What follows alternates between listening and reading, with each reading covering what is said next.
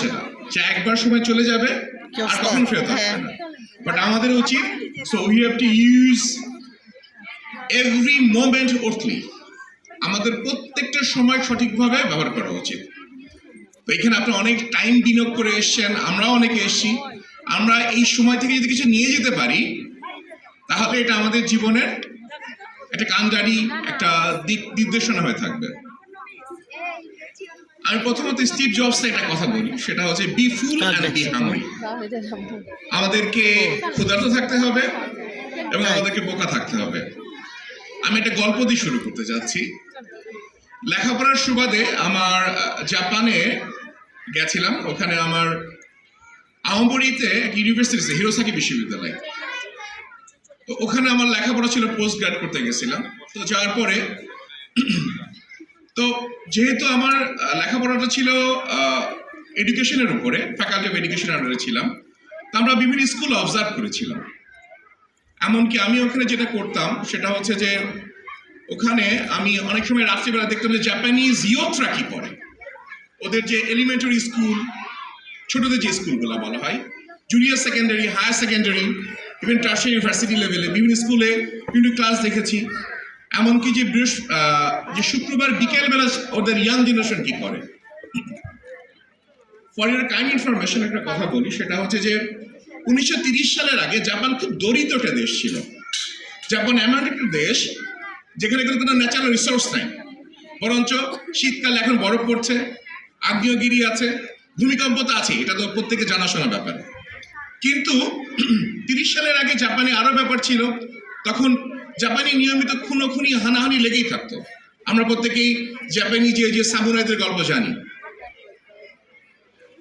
Japan এত গরিব ছিল যে বাবা তার মেয়েকে বিক্রি করতে বাধ্য হতো। কিসের বিনিময়ে? চালের বিনিময়ে। একজন স্বামী তার স্ত্রীকে বিক্রি করতে বাধ্য হতো চালের বিনিময়ে। সেই জাপান কি কারণে এত চেঞ্জ হলো? চেঞ্জটা ছিল সেই যে জাপানিজরা প্রচুর পরিশ্রমী, ওরা বোকা। ওরা কেমন বোকা? যেমন আমি ওখানে যাওয়ার পরে একজনকে জিজ্ঞেস করেছি, আচ্ছা বলতো এখান থেকে ও ম্যাকডোনাল্ডসের সামনে ছিল। ম্যাকডোনাল্ডস হচ্ছে জাপানের একটা ইন্টারন্যাশনাল ফুড চেইন, সব খাবারের দোকান। ম্যাকডোনাল্ডসের সামনে ছিল। আমি বললাম যে বলতো এখান থেকে ওদের আরেকটা দোকান ছিল দাইসু। দাইসু কোথায়? তো ও তার একটু যে ডানে ঘুরলে দাইসু, ও কি করলো, ওর সাথে সাথে ওই ওর হাতে যে ফোন ছিল ফোন বের করে দেখছে দাইসু কোথায়।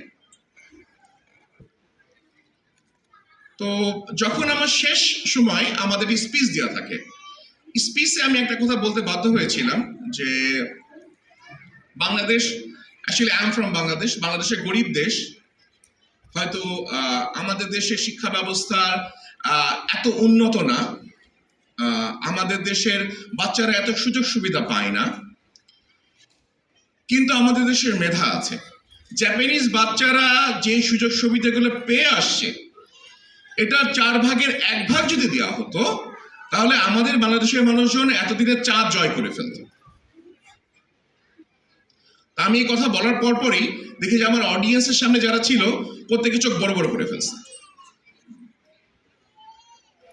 এবং আমি এটাও বলেছিলাম যে আজকে জাপান যেটা করছে, 1930 সালের পরে জাপানিজরা 21 ঘন্টা 22 ঘন্টা কাজ করতো।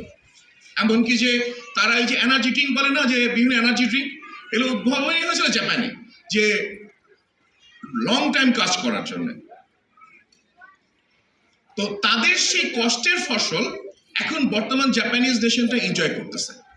বাট আমি এটাও বলে আসলাম, এখন জাপানিজরা যেভাবে টাইম পাস করছে, যেমন সন্ধ্যার রাত্রেবেলা অনেকে গেম শপে যে টাইম পাস করে, অনেকে অনেক কাজগুলো করে, এর মধ্যে ভালো আছে খারাপও আছে, বাট ওরা যেভাবে যাচ্ছে, এই মানে আছে একটা কথা আছে, এক পুরুষে গড়ে ধন এক পুরুষে খায়।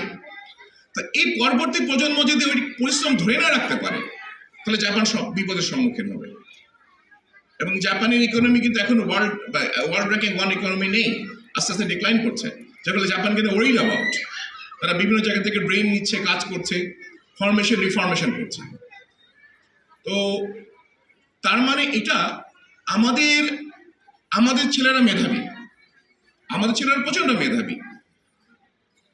যখন আমাদের ছেলেরা বিদেশে যখন কাজ করছে, আমার এই বিশ্ববিদ্যালয়ে আমি 4 থেকে 5